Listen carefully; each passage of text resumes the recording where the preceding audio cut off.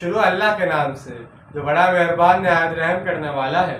اور ہم نے ان میں سے اکثر میں عہد کی پاسداری نہیں پائی، اور ہم نے تو ان کی اکثریت کو فاسق ہی پایا۔ دنیا میں جب بھی کوئی قوم ابھری، اپنے رسول کے سہارے ابھری۔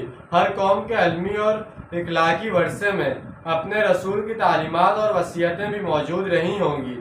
ان کے رسول نے ان لوگوں سے کچھ عہد اور میثاق بھی لیے ہوں گے، لیکن ان میں سے اکثر نے کبھی کسی عہد کی پاسداری نہیں کی۔ اب انبیاء رسول کے سلسلے میں حضرت موسیٰ علیہ السلام کا ذکر آ رہا ہے۔ اس سے پہلے ایک رسول کا ذکر اوسطاً ایک رکوع میں آیا ہے، لیکن حضرت موسیٰ علیہ السلام کا ذکر 7-8 رکوع پر مشتمل ہے۔ اس کی وجہ یہ ہے کہ یہ صورتیں ہجرت سے متصلاً قبل نازل ہوئی تھی، اور ہجرت کے فوراً بعد قرآن کی یہ دعوت براہ راست اہل کتاب یہود مدینہ تک پہنچنے والی تھی، لہذا ضروری تھا کہ نبی اکرم صلی اللہ علیہ وسلم